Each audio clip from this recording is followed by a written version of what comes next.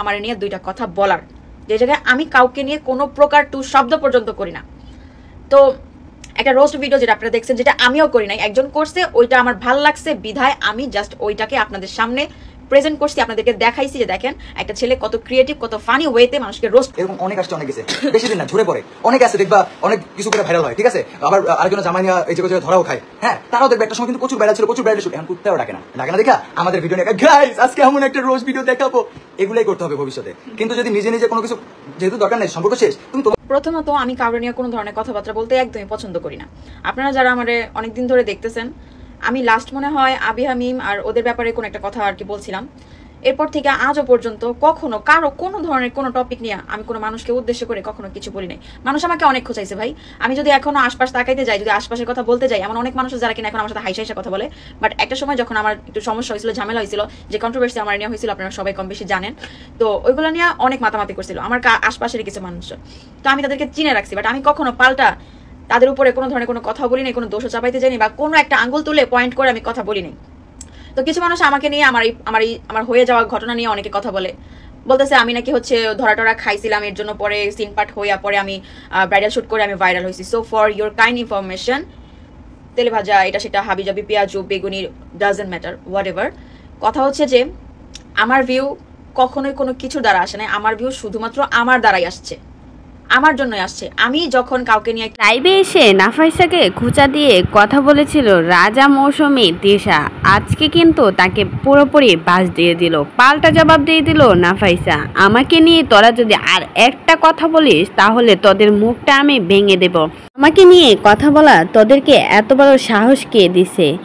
আর আমি তো তোদের মতো না যে হাঙ্গাইল্লা বিয়া কইরা আবার ভাইরাল হতে আসছি না, আমি আমার মতো করে ভাইরাল হয়েছি, আমাকে আমার জায়গা থেকে সবাই চেনে, আমাকে তো 2টা বিয়ে করে ভাইরাল হতে হয়নি। এবার পুরোপুরি ধুয়ে দিল তিশা আর মৌসুমী আর রাজাকে। পুরো ভিডিওটা দেখতে থাকুন বিস্তারিত জানতে।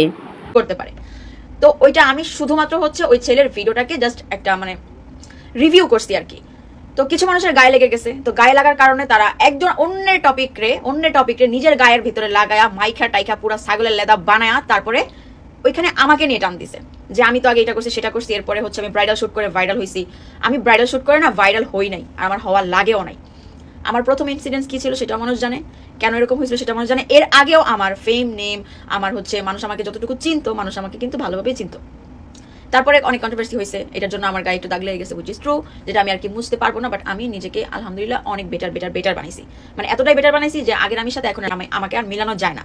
তো আমি যখন সবকিছু থেকে দূরে, তখন আমাকে আবার খোঁচাইতেছে। এখন আমার কথা হচ্ছে এই যে আমাকে খোঁচাগুলো দেওয়া হচ্ছে, এখন আমি যদি পাল্টা খোঁচা দিতে যাই, তখন তো দেখা যাবে যে গায়ে আর সইতেছে না, পোস্কা পড়ে যাবে জায়গায় জায়গায়। সো ভাই, যার যার টপিক তার জায়গায় রাখা উচিত, কেউ কাউকে না খোঁচানোই ভালো। স্পেশালি আমাকে ট্রিগার করে আমার দিকে আঙুল তুলে আমাকে 2টা কথা বলার আগে 10 বার ভেবে নিলে আমি মনে হয় সব থেকে বেশি খুশি হব।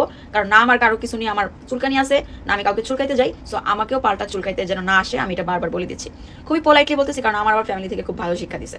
আমার মুখের ভাষাও কিভাবে কথা বলতে হবে সেটাও শিখাইছে, কোন মানুষের সাথে কিভাবে কথা বলতে হবে সেটাও শিখাইছে।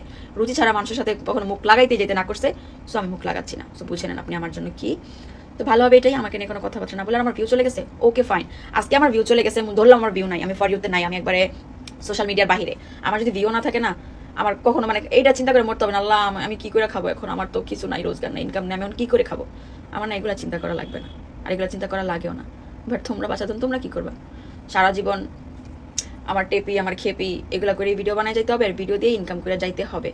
আমি যদি আজ থেকে কিছু বছর পরে সোশ্যাল মিডিয়াতে নাও থাকি, আলহামদুলিল্লাহ আমি এই লাইফ থেকে আরো বেশি বেটার লাইফে থাকবো, মানে যেটা কিনা কল্পনাও করা যায় না, ঠিক আছে?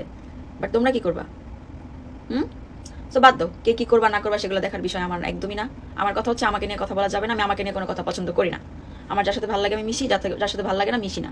বাট কে কার টপিক কি হয়েছে না হয়েছে এগুলো নিয়ে কখনো কথা বলতে যাই নাই, আর আমার রুচিও নাই, আমি যাবো না। সো এইটা আমার মানে একদম ফার্স্ট অ্যান্ড লাস্ট একটাই কথা, আমাকে নিয়ে জাস্ট নো ওয়ার্ড।